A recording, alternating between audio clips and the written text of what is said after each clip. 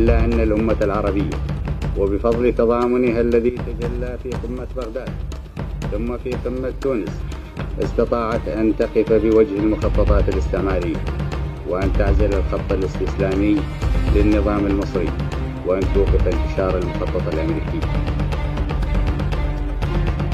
ولكن النجاح الذي حققته الأمة العربية بإرادتها الحرة تهدده الآن أوضاع ليست من صنعها بل فرضت عليها من الآخرين.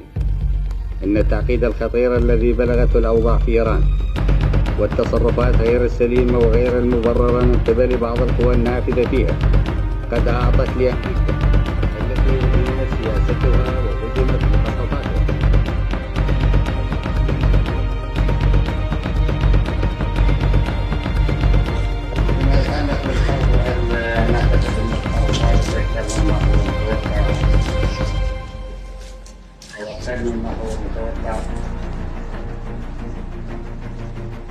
من المؤكد أنتم تبحثون في هذا السؤال وقد يكون لأغراض جدة. عن نقطة أساسية: هل إن العراق سيحتفظ بانتصاره العسكري إذا ما طال الزمن؟ وهل راح يستطيع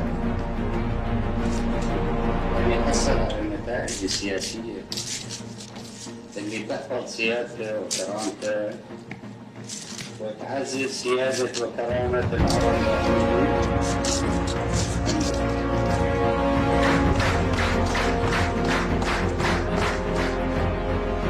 in the Gulf. Fought in the name of religion, it sent hundreds of thousands to their deaths in human wave assaults. Total war that shocked the world with its use of chemical weapons. A conflict that threatened Western oil interests, dragging in the superpowers to protect them and prevent either side claiming victory.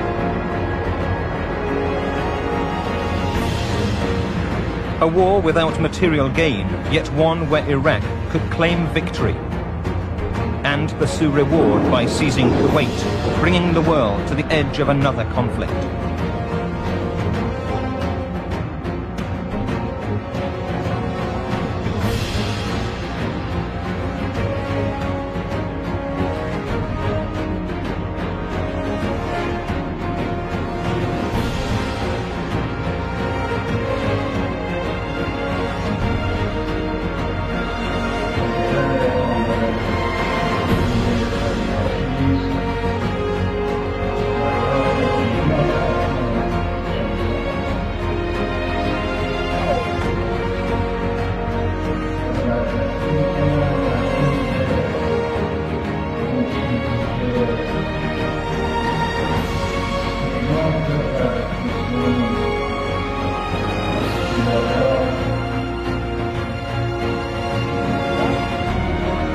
The Khuzestan landscape favored invaders using tanks and armored vehicles, making it easy to drive deeply into Iran.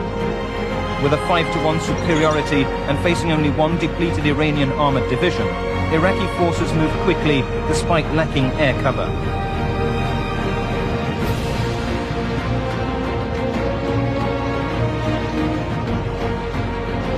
Often using tanks as artillery, they softened up distant targets with heavy barrages as troops moved into more local objectives.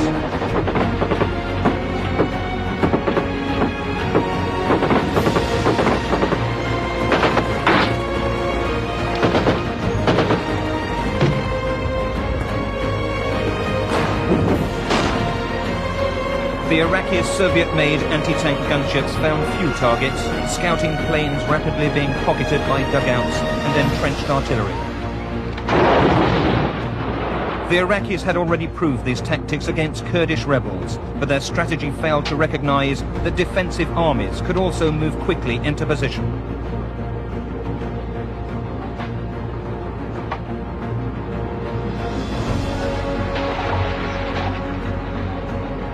Away from the Kurdish mountains, large armies could become clear targets for Iranian heavy artillery.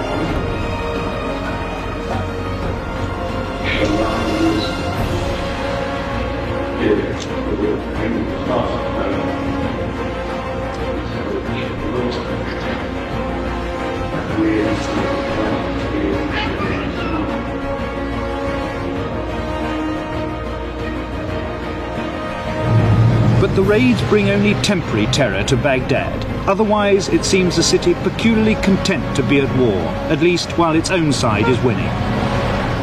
Only the foreigners have fled, thousands of them drawn to Iraq for the money, now deciding that a shooting war is no part of the deal.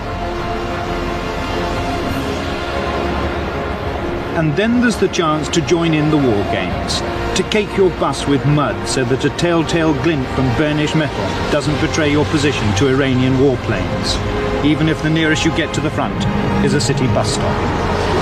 Baghdad seems positively to revel in the war. It's almost as if war is a natural state in the bazaars of Baghdad. Let there be no misunderstanding. We will accept our responsibility for these vessels in the face of threats by Iran or anyone else.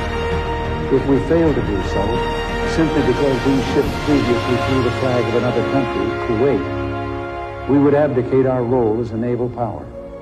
And we would open opportunities for the Soviets to move into this choke point of the free world's oil flow. In a word, if we don't do the job, the Soviets will.